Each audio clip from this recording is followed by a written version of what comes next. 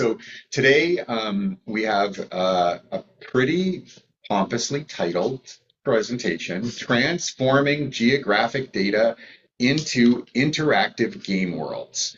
In practice, what I want to walk through with you tonight is some techniques that I was looking at and some ways that I think that we can work with public data and work with public geodata, and maybe in different ways and extract different value from it than you might normally. And so one way that we can extract value from geodata, I think, is by creating a game with it. So when I started down this journey, I had a few goals. So I wanted to transform real world geographic data into interactive game worlds. So we've got data that represents the physical geography of Canada that is at our disposal. It's free to access, but it's not quite ready for prime time. So there is some work that needs to be done.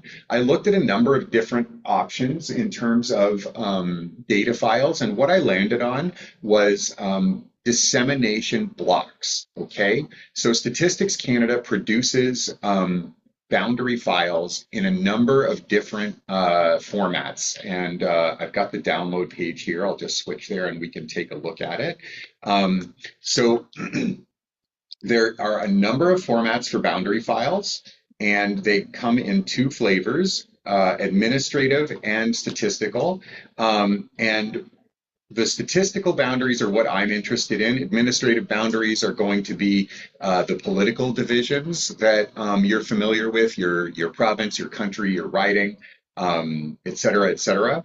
But statistical boundaries are generally drawn for the convenience of analysis of populations. And the lowest level of statistical boundary that Statistics Canada offers is the dissemination block. And why it is attractive, I think it's attractive for a lot of reasons for practitioners, and you very rarely see DBs being used. I think part of the reason that you rarely see them used is that you can't get free data from Statistics Canada at the dissemination block level. So generally people will work with census geography data because they want to aggregate the census geography or the census statistical data at that same level, right? Go ahead. It'd be free. Shouldn't it be free? This is a great question. Statistics Canada has so much that they offer for free. It's a really interesting question, like why is there fee for service from the government on certain things? But the volume of statistical data that you can get for pay is large, but there's also a huge universe of data that you can get for free. Why they don't publish at the DB level, I think it's probably got to do with privacy. You got to keep in mind that there is a limit to how much aggregation protects you as an individual statistically. So when you aggregate, which is one of the reasons why, by the way, we were having a conversation before we started tonight about postal code data. That would be one of the reasons that might be argued for not providing postal code geography to the public for free. If you have someone's postal code, you've gone a long way towards identifying that individual, right? And where they exactly, like triangulating them in the world. And so that may be one reason. But a block is really a small geography when you're talking about populations. So the census dissemination area, which is our typical unit of analysis, is think about 700 people is the general size. They vary in size. They're not all exactly the same. Is this postal codes? No, that's a dissemination area. So that is one layer of level of aggregation above DBs, above dissemination blocks. Postal codes would be somewhere in between. They're a little bit bigger than a block, but they're a lot smaller than a DA. So dissemination blocks. at least in my experience, I've been doing this for a while here at Hackforge. I haven't seen anyone working with DBs. I haven't seen that be used. So it's interesting just in itself to try to find uses for this rich data that folks are able to access for free. Okay. Um, And so what I wanted to do with this data was build location-based games, okay? And I have a lot of ideas for the kinds of games that we can build with this, with um, real-world geodata. And if you think about some of the augmented reality games that are out there, like Pokemon Go, or you think about games that are based on location, there's a lot of potential. But I wanted to start for my proof of concept. I wanted to start with the simplest possible game that would provide some interest and value. And so what we're actually going to look at tonight is text adventure RPG, the classic, most simple game out there. You had people playing text adventures in 1969 on mini computers in colleges and universities around the world, and that cutting edge 1969 experience is what we're going to try to recreate. So the other, what's that? Good times, yeah. Yeah. I'm familiar with great times.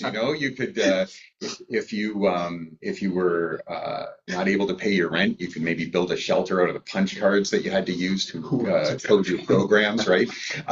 Anyway, the other thing that I wanted to do is look at procedural generation of game data. I'm really interested in this. I think it's really valuable, especially for indie game developers who may not have a ton of resources. If you can come up with ways to procedurally generate compelling worlds, then you can maybe do a lot more than you could before. So I'm interested in that. So all of these things are in the mix here. So the data that I ended up using, I've talked a little bit about DBs already, and those are the polygons that are going to define the navigable areas of our game. But I also used OpenStreetMap data. And if you are not familiar with OpenStreetMap, I strongly encourage you to check out some of the materials that Hackforge has put together on OSM over the years. Our managing director, Lauren Hedges, she runs the OpenStreetMap interest group here at Hackforge and has put a lot of energy and time into working on OSM data and making it easy for people to understand and update. And in fact, Lauren just got back from the Philippines where she was presenting on her work in Windsor at the annual State of the Map conference in Manila. So pretty interesting stuff. And if you want to learn more about OSM, you should definitely check out our past work on it and Lauren's future events. So I wanted to combine this data to create our game world. The DBs provide the substrate, they provide the structure, and the OSM data provides the points of interest, the items in our game that make the game world come alive. Things, the real world places in Windsor, like restaurants and benches and stuff like that. We're surfacing that as game data. Okay, so when you look at the OSM data, and so what I'll do is I'll switch my share over to everybody's favorite software, QGIS, and we can look at this data together. Okay, so what we're looking at here is a close-up of the dissemination block data file, but if I fully zoom out, when it eventually renders for us, you'll see that this data file is visualizing every city block in Canada, which means every geography that is bounded by roads, completely bounded by roads, counts as a block. And when you look at northern Canada, it's pretty wild.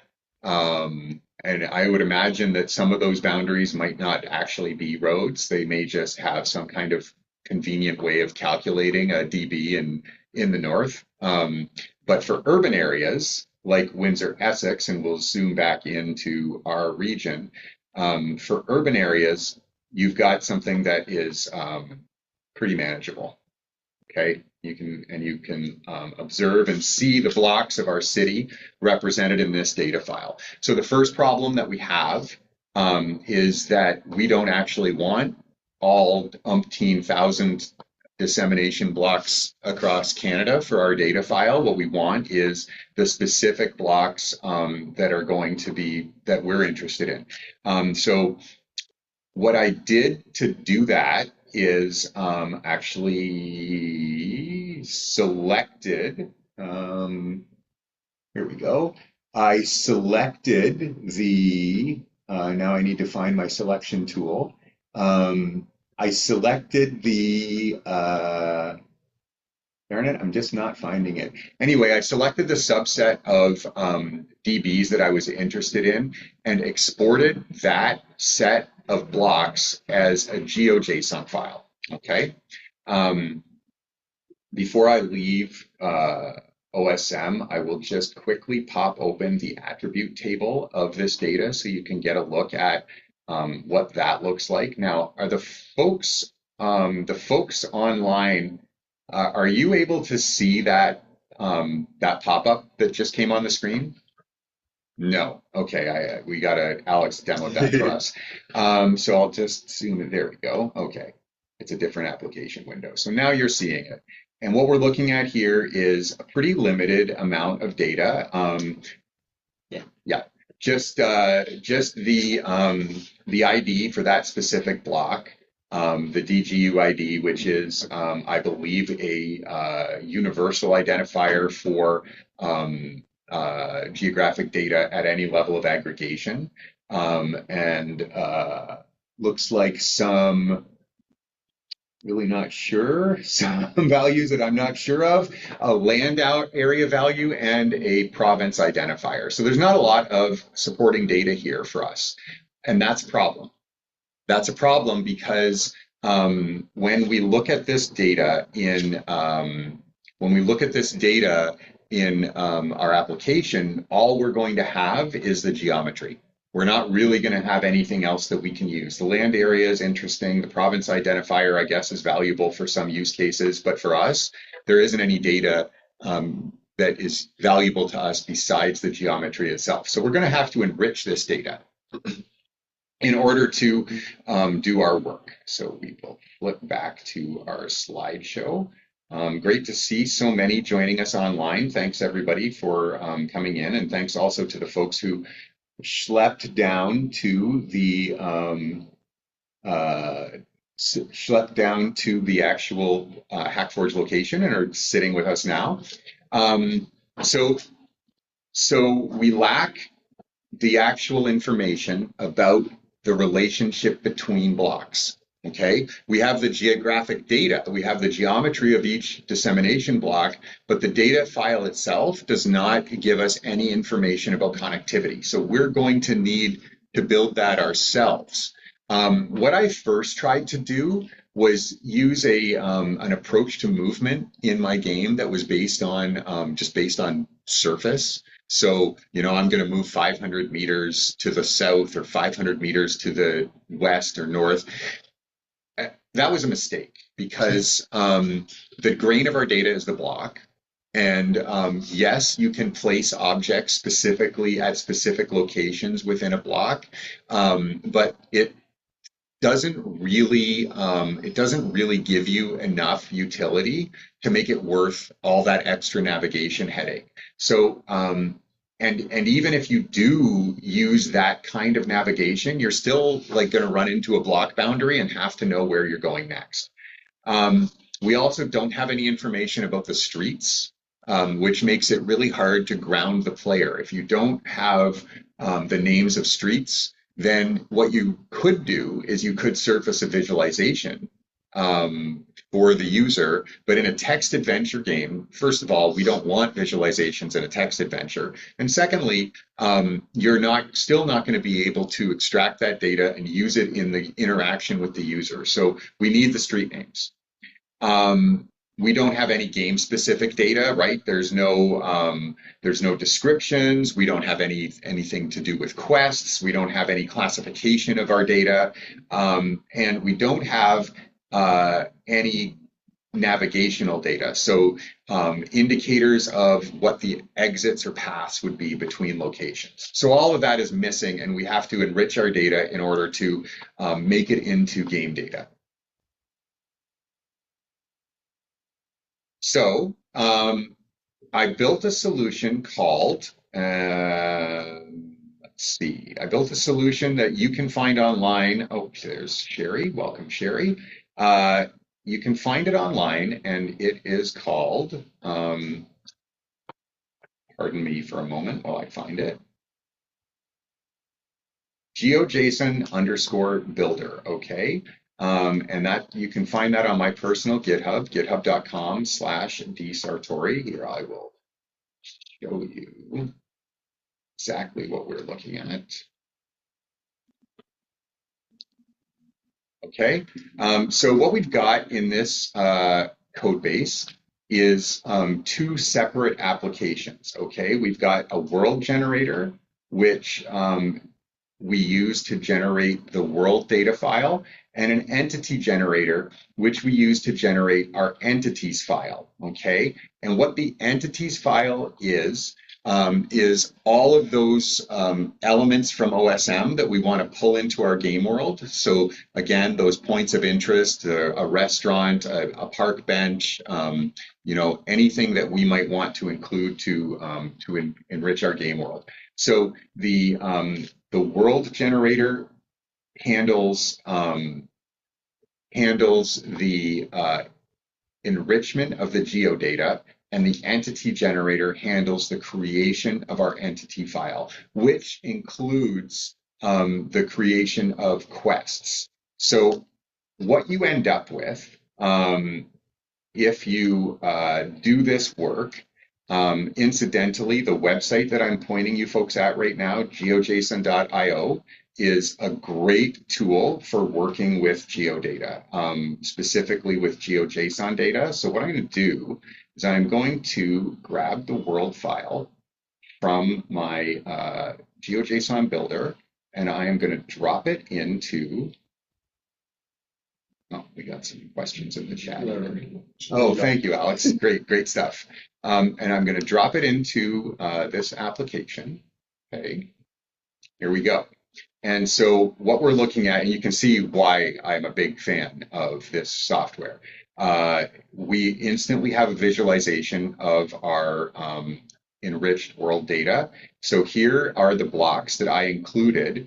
This is the selection that I made, okay? And so what I was looking to do, and what I am looking to do, is create an RPG that people can use to navigate downtown Windsor, okay?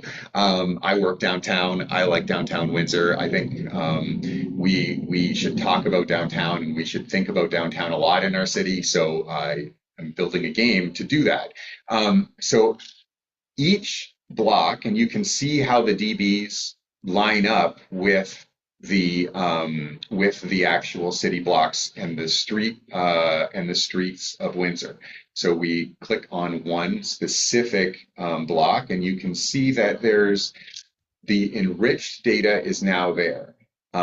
We have a type which wasn't there before. We have a short description. We have a long description. We have identified exits. It's actually way easier to see if you look over here on the right-hand side at the sidebar. And then we have identified the exits.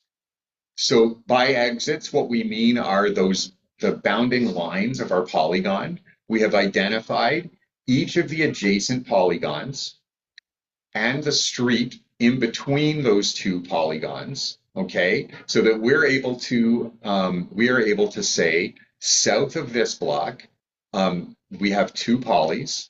One is across VL Udine, and the other is across Riverside Drive, okay?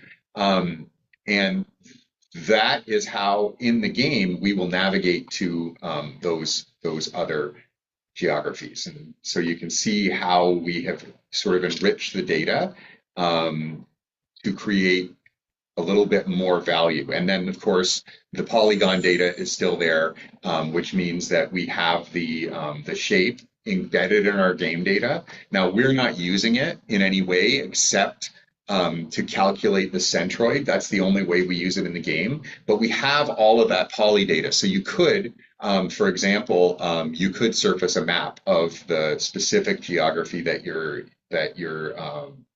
game takes place in. Okay, so that's what that data looks like. And just to take a look at the data before we do anything else in terms of looking at how it's generated, let's take a quick look at entities.json as well. So I'll just have to switch. I think there's not a lot of point in showing you that on in a GeoJSON file. So here we go. We can look at it right in Visual Studio. Okay, so what you're looking at here is each entity has a number of attributes associated with it. What kind of entity is it? What is its name? What is its short name? So a short name that you might use to interact with that object. You can see that the game doesn't always get it right. I'm not sure I would use Shin as the short name for Shin Shin, but the game doesn't always get it right when it's automatically generating data. And I think that's one thing that I've really learned here is that if you want to procedurally generate data that is going to be, hey, welcome, Christine. If you want to procedurally generate data that is going to be compelling and consistent, you're going to be spending a lot of time tweaking, testing. It's not so much building the generator that's so difficult. It's making sure that it creates compelling content in like 5-9% of the cases, right? And that's really hard to do. You got a comment? Yeah. Have you heard of MCPs? Have you? Yes. You're talking like MCP servers? Yeah, with like Okay. LLMs. I went to like a GDG like talk about this, where you're able to like have like a bit of like structure, and then you're able to like call the LLM to do something, like leverage the LLM's like ability. Yeah. So maybe you could do something that way where you have like kind of like a template and it reads in like JSON data, and you ask the LLM to maybe like pull, or like not the LLM specifically, but like you pull the store or whatever Yeah. location, and then you ask the LLM to like come up with like a compelling name for it or something. Yeah. You take that output. Right. And I think that's a concept that can work really well. In fact, it's not so different from the way we're generating our data here. Mm-hmm. The main reason that like I am generating that data and then it is fixed. And so there are two reasons for that. And the main reason is latency. Mm-hmm. Calling an LLM is a high latency operation. So calling an LLM every time you want to get a description string or some information about you want to generate some information about an object, that's going to have really high latency compared to everything else in your application. Oh. So it's just like, do you want that 3 seconds of wait time every time somebody shifts or somebody picks up an object or initiates a conversation? I was thinking you just like generate that and you like cache it or something, and then you don't have to. Right. So that's essentially what we're doing. We're pre-generating the data file. And it's interesting you say that because like at first I was trying to procedurally generate the complete description and far more like richer information. And what I found is that you actually it's more work because the LLM needs to be like really heavily prompted, and it needs to be contextually prompted. So for the kind of tool that I want to make here, where I want to make a tool that can work with arbitrary Canadian geography, any subset of dissemination blocks, I think you're going to find, and what I found in my experimentation is that it's it's you're not going to get the quality that you think you're going to get out of it unless you put a lot of guardrails around it. So the approach that I'm taking here is that I'm generating the data. It's saving an awful lot of like the grunt work of populating the entities file, of identifying the blocks and giving us that stuff. But then rather than try to take it the last mile, I do the last mile myself. So initially, for example, and this is a good opportunity to start looking at some of the components of the GeoJSON builder, the world generator specifically. What I found is that the descriptions that it would generate. So we would do an OSM query for the block. We would understand what are all the entities in this block. What is the content of this block according to OpenStreetMap? And then the LLM would try to figure out, well, what should we name this block? And how should we describe this block of the city? I'm sure that I could get better generations than I was getting. Like, I'm not saying that the data files that I was getting were the ultimate best possible solution, but for me and for what I'm trying to achieve, I didn't want to go down the path of basically like investing all of my time into improving procedural generation, because my real focus here, like, there's a few different things that I'm trying to play with, and that's not necessarily my main focus. So I think it's an avenue to go down. And it was generating some like close, like things that are close, like you could play it for a couple of minutes and it would seem compelling, but it just didn't have the consistency that I wanted. Initially we would name the blocks and describe the blocks with procedural generation, and then I thought what I would do is come in after and clean it up and improve it. It's actually a lot easier to just put in some generic content and then go through and create the specific content I want. I find for my purposes on this particular application, that was a better choice. Okay, so let's get oriented here. And the way we can do that is to take a look at our deck.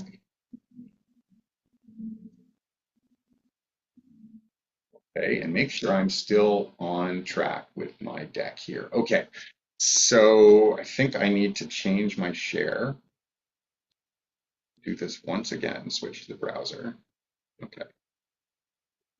So the components of the solution, and you can see the things that we need to do. I just kind of talked through all the things that we need to add. That's on the left-hand side of the slide, and the right-hand side of the slide are the components of that solution. So the geometry utilities file, the purpose of that script is doing all the math, okay? And it does very basic geomath for us. The Shapely library provides a lot of the value that we need in terms of geometric processing, but we needed to add some convenience functions, so they go in the geometry utils. We have a street processor that queries OpenStreetMap for the street names around the dissemination block and then matches the boundary areas to streets. This was not as easy as I thought it would be. If you zoom in on one of these DBs, right, and the notion is that the border of the dissemination block is the street centroid. Okay, that's the notion. That's what it is supposed to be. But you can see in practice that's not perfect. Okay, and whether that's I don't know why. Whether that is the some anomaly in the way that Windsor data ended up in OpenStreetMap, or if there is real misalignment, or if this is an artifact of different coordinate reference systems. Those are all possibilities, but it's not perfect. And so the first problem I had is that I naively assumed that what they say they do is what they do. That the lines actually are in the middle of the road. They're not.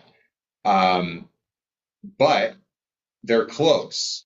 And so we can figure out an algorithm, a heuristic, to find the nearest street to the boundary. And so, and in some cases, especially at corners, that can be a challenge. So, yeah, go ahead. It looks like it's just like the visual like visualization of like having it like semi 3D, like isometric. Yeah, Because if you like tilt it, if you pretend to like tilt the map backwards, like yeah. onto itself, it looks like it would line up. Right, but I think that's just an artifact of the specific block we were looking at. So, like, if you look at this DB, it's got different problems, right? You can see that it's pretty close to the center line of OLED and Polisher, but then it misses maiden lane altogether, right? So I just don't think, I don't know why I'm not able to move so smoothly, but Because like it looks like you're holding up like the map like this, and if you set it down, yeah. it looks like I know what you're saying. I think that is just an anomaly. And then there are other issues that we run into. So here, over here on the right, you can see the outlines of the underground Windsor-Detroit tunnel. Well, OSM just gives us that as a street, right?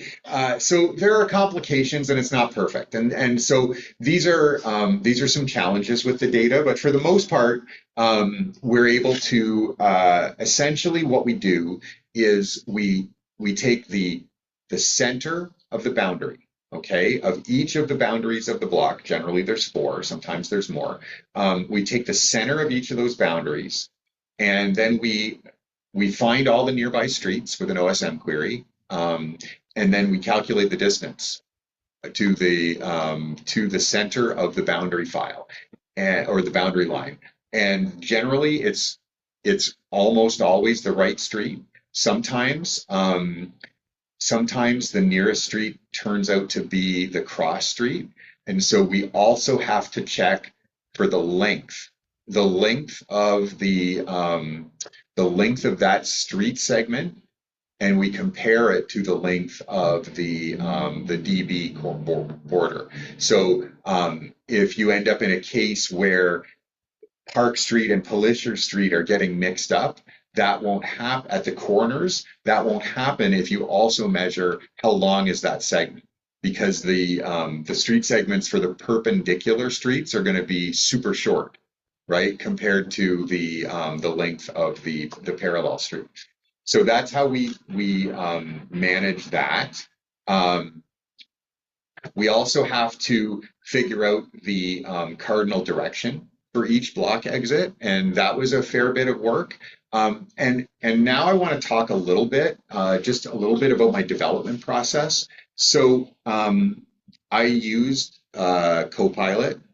Sorry, I used Klein, not Copilot. I used Klein as an assistant to help me with this. And I've been working with AI code generators for quite a while now, for over a year, and I've gained quite a bit of experience. So I wanted to try something different here. Um, I think I'm getting ahead of myself. Yeah. So I wanted to try something different here. Than kind of the two poles of the previous approach. So if you've been tuned into my my talks on this, there's a very conservative approach that you can take where you verify as a developer, you verify every line that is emitted by the AI. And you validate every piece of code and basically make it your own, right? That's There is an efficiency gain, even if you are that tight with it. If you're writing production code that has to last for a long time, I'm not sure how you are confident in like taking responsibility for code that you haven't audited to that level. But it's really time consuming, and when you're trying to move fast, it kind of defeats some of the purpose of having a coding assistant. So the other end of the spectrum is vibe coding. Close your eyes, take your hands off the wheel, let the LLM do it all, and then see what the result is, and argue with it and try to like beat it into shape, beat a solution into shape. Um, Welcome, come on in. Oh, yeah, there we go. Welcome, come on in. Um, so that approach, the approach of like the vibe coding approach can work. We did a talk on it last month. I don't think the YouTube video is up, but it will be. Um, but in terms of being a developer who is pursuing an experiment, which is where I was sitting here, I didn't want to end up with a black box that I couldn't understand. That wouldn't be very valuable to me, right? I'm exploring to find techniques. So this is a lot of discussion to say that the direction calculation was one spot where I really valued the process that I landed on, which is iterative development, interacting at a higher level than the code with the LLM, but then we layer on some techniques that I think really help to improve the quality. But it was really an interesting process. So I don't know how to do this from this data. I don't know if we have any GIS folks on the call who do know how you're like what the canonical way to do this. If you're working in the City of Windsor GIS department and you get an order on your desk, we need to know this and this and this about the blocks in the city. Maybe you know how to do this, but I didn't. And so what we want to know is if I am crossing between two dissemination blocks across a boundary between them, what's the direction? Okay, it sounds easy, right? It sounds really easy. And so I want to ask the group, what is the simplest way to do that, do you think? You've got all the geometry information you want about these blocks. What would be the easiest way to figure out if it's south, north, east, west? Trigonometry. Okay, tell me more. When you have access to like the points, Yeah. so you just kind of figure out what it is based on where you are. Okay. But But which points, right? So what I started with, what I'm getting at is what I started with is just as you say, comparing the two centroids, right? Where are these two centroids in relation to each other in space? Is the difference between them more pronounced in the northerly direction? Is the difference between them more pronounced in the easterly direction? Like, is that going to give us enough information? It seemed like a good idea, but the problem was that there are so many cases where it failed. It really only works if the blocks are all square or mostly square. Because if they're not square, then comparing two centroids is going to give you some skewed relations. Because what we're worried about is the boundary, not the relation of the two DBs to each other. We're worried about the relationship across that boundary. So what I ended up doing is we take the centroid, that's the centroid of the boundary, and we extend a vector in the direction of travel from the boundary, right? And then we compare that to the centroid. Okay, we compare that to the centroid of our source dissemination block, and that gives us a far more accurate understanding of where we are in relation to our original block. Like, what direction are we traveling? It's still not perfect, but it gave me like 95% accuracy instead of about 75% accuracy. So it's a way better way to do it. And how I arrived at that was trial and error, talking to the machine. Hey, let's try this. Let's try this, generate the adjacencies, generate the directions. Did it work?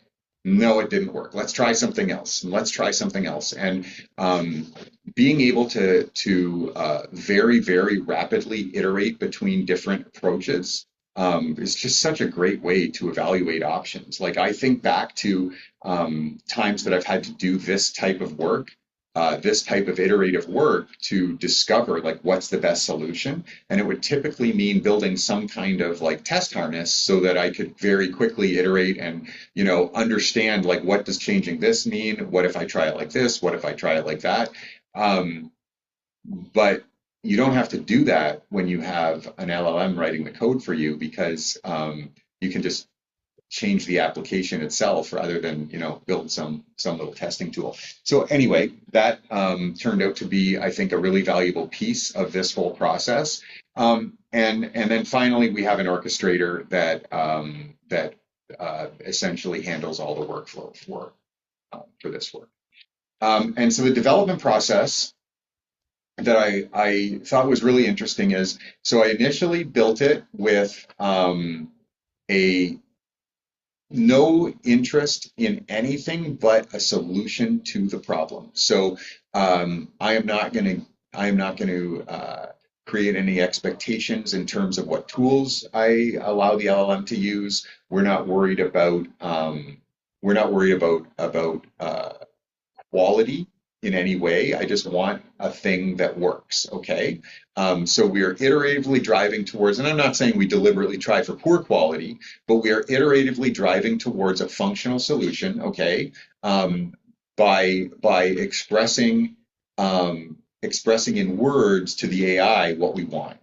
And that's pure vibe coding, right? You get to the end of that process, and what you have is a functional piece of junk, right? But you have something that's functional that you can then assess and that you can reason about.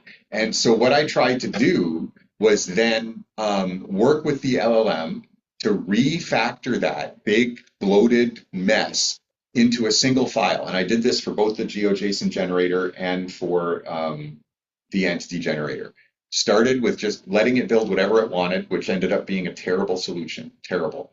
And then compressing that solution down to the minimum bit of like piece of straightforward code that would actually solve the problem and do the work.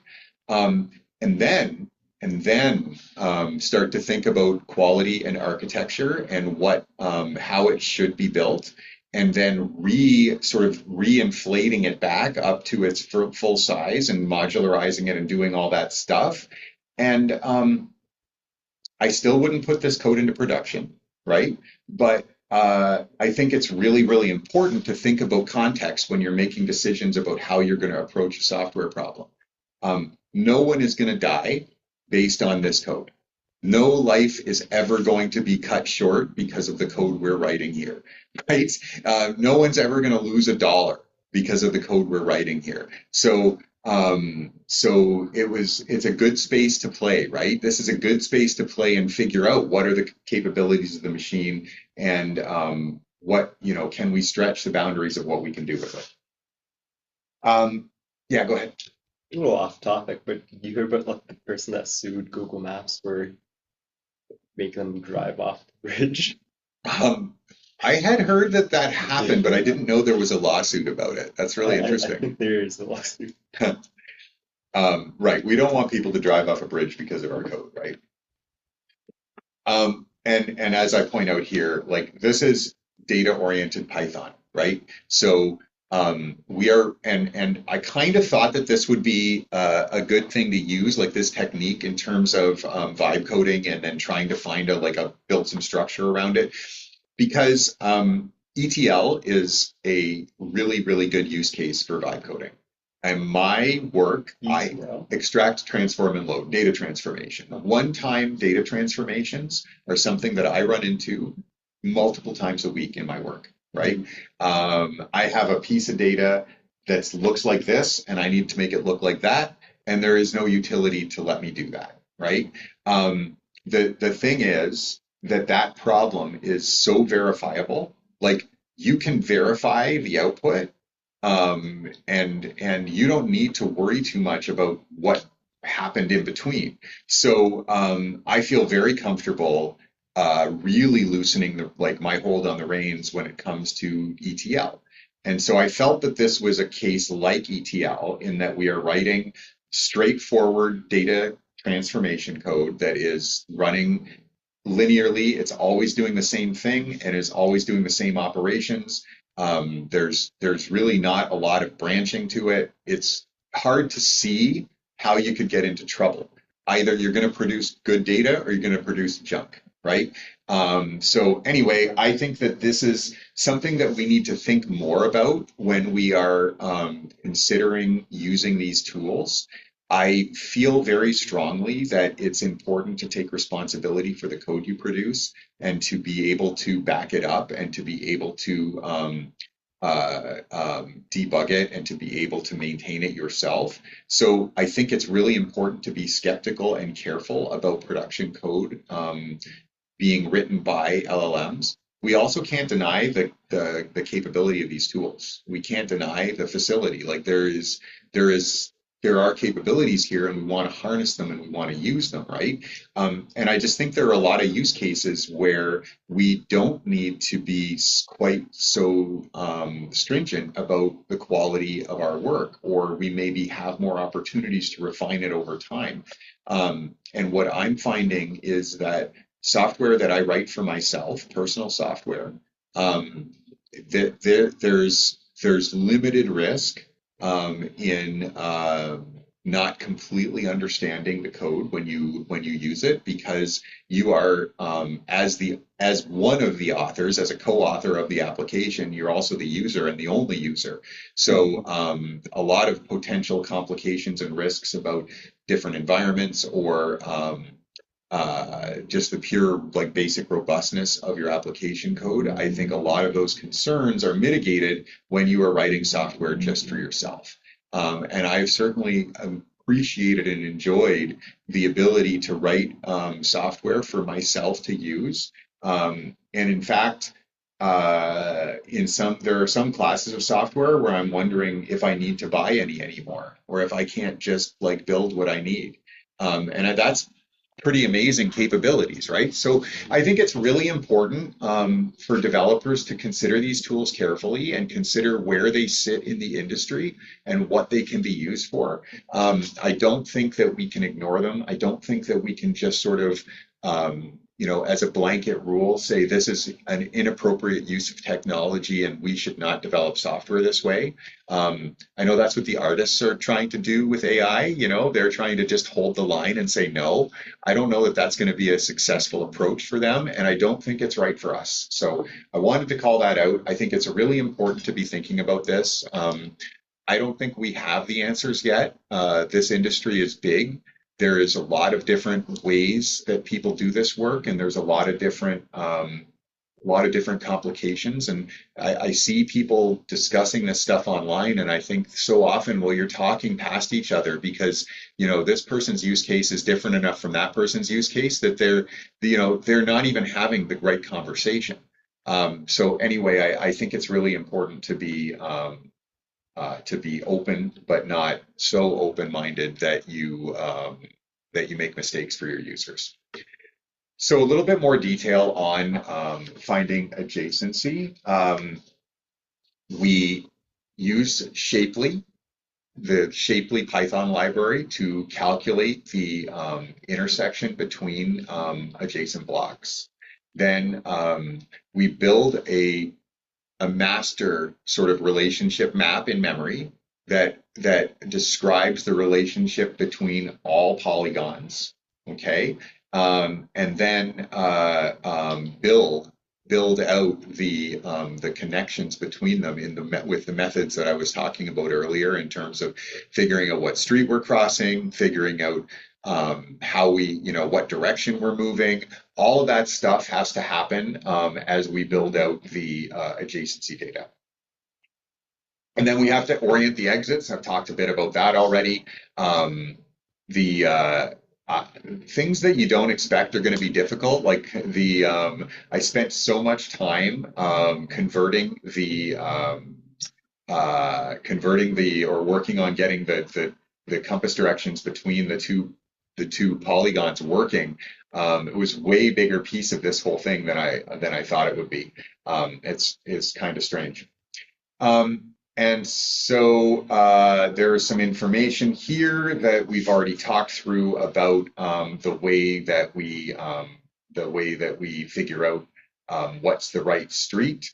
And I know this slide says 100% accurate street identification. I would say it's more like 90-95%. There's still some issues, but the output files definitely were quite a bit smaller. With with correct data, we ended up with significantly smaller output files, and that was good. Okay, so then we've talked a lot about the interaction between polygons, but not entity generation. So the entity generator really is built around the OSM query. And so let's take a look at that code because I think that that's something that people would be interested in. Okay, here we go. Okay, so the entity generator, go.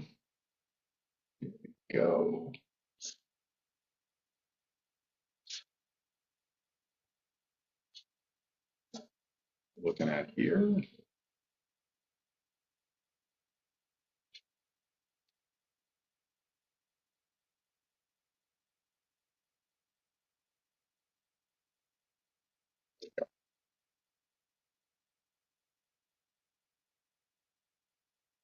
So here we see the code that with the high level steps, okay? We start by querying OpenStreetMap, and that's in this file, entity query. And what the bulk of entity query is really all of this code around categorization of entities, okay?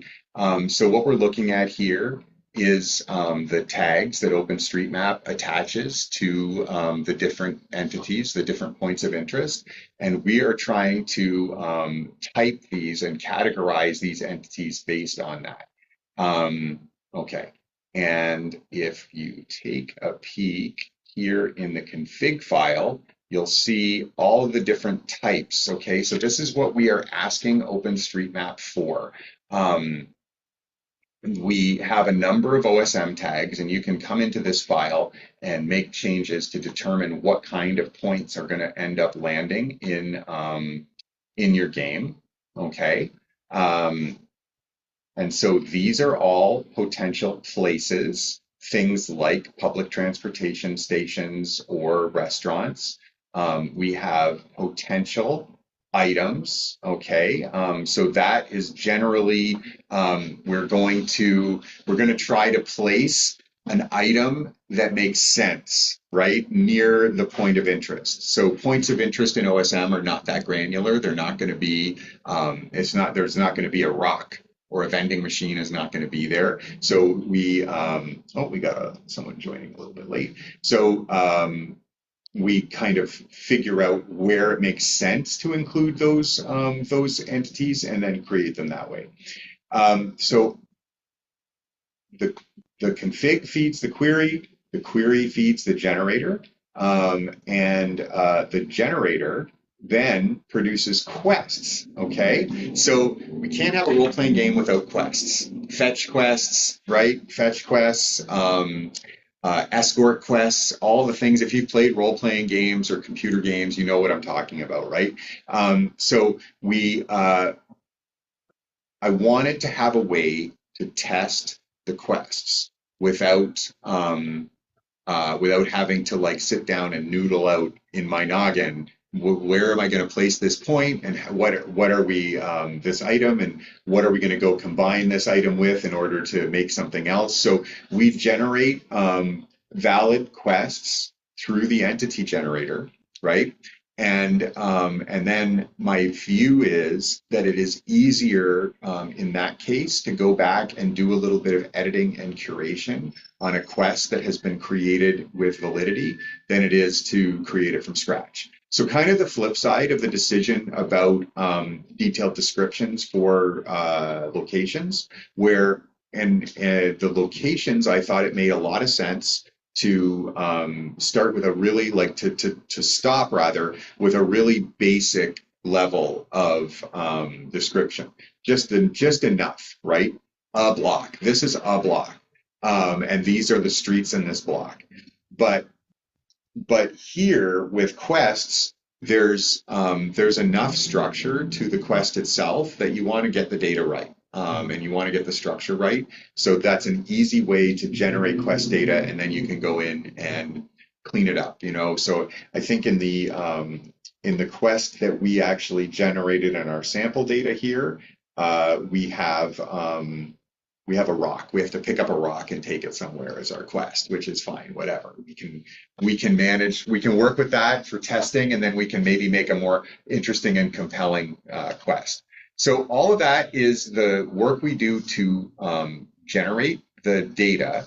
And once we've done that, then we want to play a game. And so we have a very, very basic game here. It consists of an HTML file and a JavaScript file and the data files. That's pretty much the extent of our solution here. So we can actually run it, and I can give you guys a look at what that looks like. All right, so let's see.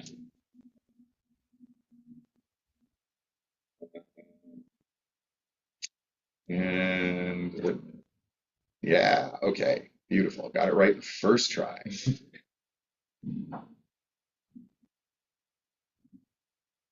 I've done it right, we should be able to go back to our browser.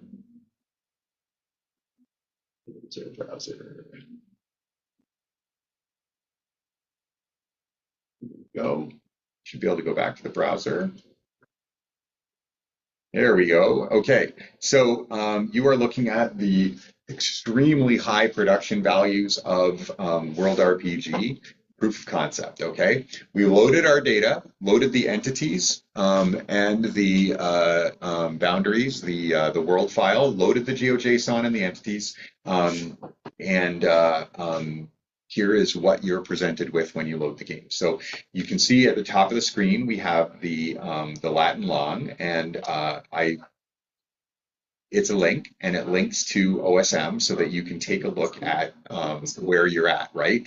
And that was as much debugging as convenience, right? I just wanted to be able to figure out, like, am I moving in the right direction? And that was a really cool debugging tool, but it's also, I think, something that would be of interest to the users. Then we have our short and long description.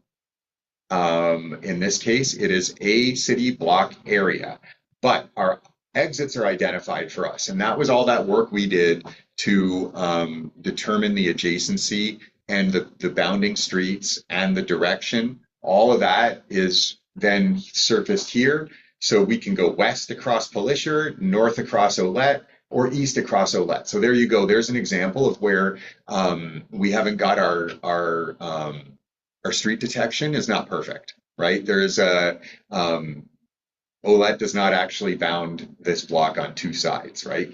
But be that as it may, we also see a few inventory items or points of interest here. So we have a mysterious object, we have Shin Shin, and an interesting rock, and we can get the rock. Okay, and now we have a rock in our inventory. Go ahead. So the way you're moving is, could you go back to the map and demonstrate like the way you're moving? So west across Palliser. West across Palliser. So where are you? Like, what was the boundary? So remember that these are dissemination blocks. Okay. So the boundary will typically be the 4 streets that are bounding that block. So here you can see Palliser Street is the western boundary, right, and Olette Avenue is the eastern boundary. And I believe we are at the southern terminus of our data, which is why we don't have an exit to the south, but we can go north. And so North across it would be Wyandotte is where it should be. But so let's do that. We'll go north. Okay. And so our geography is updated. Let's click on that and make sure. Oh yeah, sure enough, we just crossed Wyandotte Street. We went north. Okay, and we're now in the next block, and let's see what our description is. A city block. We can go south across Olette. Again, there's that Olette problem. West across Wyandotte. east across Olette, north across Maiden Lane. So we got two out of the Mhm. four bounding streets right here, right? I'm not sure if I have current data in this application, but it doesn't matter. It doesn't matter for demonstration purposes. So you can see though that there is some challenges there. However, it doesn't have to be perfect because we are going to hand curate our data file, right? Our final product, when we actually put this out to the community and invite people to play it, we will have had an opportunity to clean up our data, including clean up those spots. And so there's an example too, I think, Alex, of why, like, for something like this, for a project like this, with where, like, I'm really just hoping to inspire people and learn a few things, and really that's all I want to do. Um, I remember what I was going to say to you, but it was responding to something that you had mentioned earlier. MCPs. Right. This is like an example of why I think that trade-off of generating static data and then generating static data rather than generating dynamic data, it just lowers the bar for us so much. We can create something that's a little bit janky, that creates, like, that gives us a data file that is most of what we need, and carry it the last mile, for a one-off project, right? For a one-off project that is not generating any revenue, that's just kind of for fun. That's a good place to land, because where, like, what I think, one thing I think I've learned here is that procedurally generating game data is, like, if we're going to do that and we're going to be able to feel confident that there is a lot of consistency, doing it with real world data as a base is really making it harder. We don't have a consistent structure. Like, blocks are not consistently the same length. They're not the same shape. They don't have, they're not reliable in many ways, right? We're working with, like, sometimes there's an underground street that screws you up. We're working with inherently messy data. And so if we are going to try to automate this to the level where we're going to take arbitrary Canadian geography, any city in Canada, we're going to take a few blocks, we're going to make a little RPG. The bar is so high to be able to, like, procedurally generate something that's going to be quality. It's hard, right? Compared to having a tool that gives you in a few minutes, right, saves you many, many hours of work, you still have to do the last few yourself. Mhm.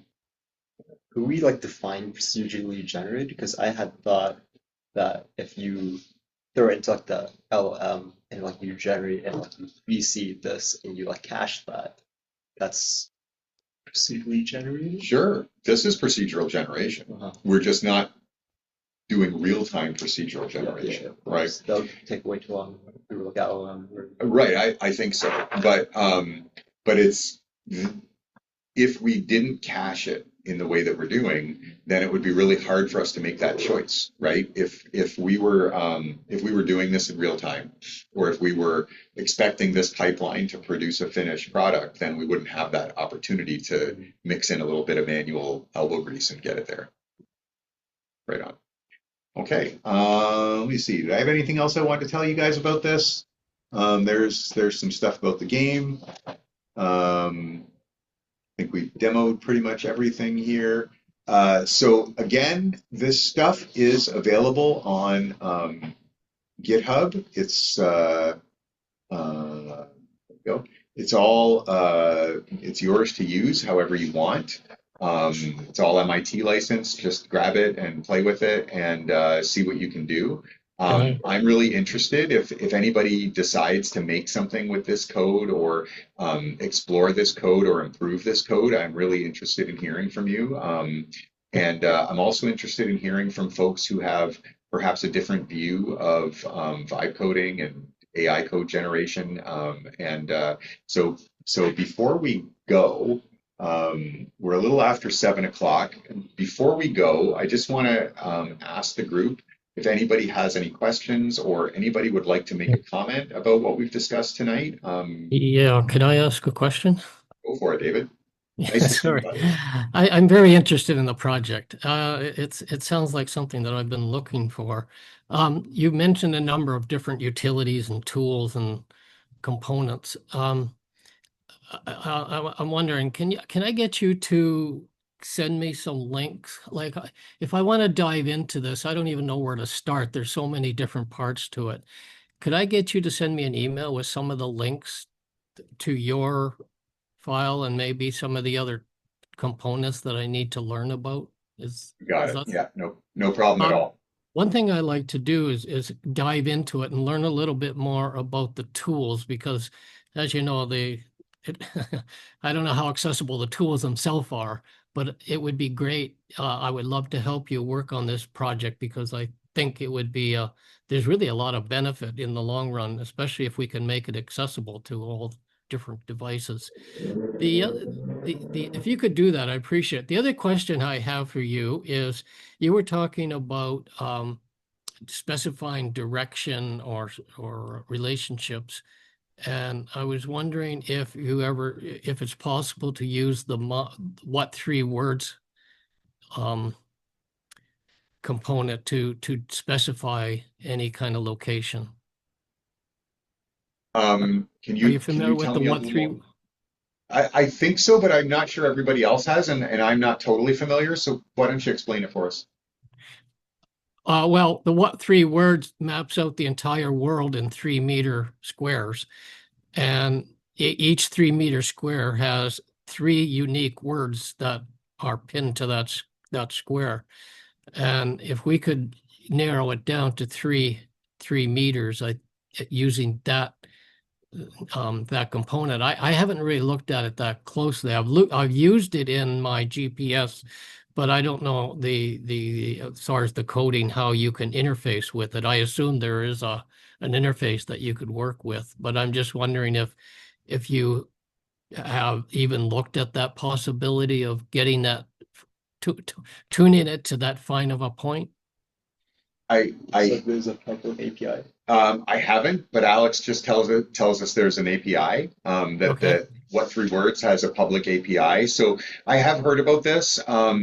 It's thanks, Alex. He put the link in the chat.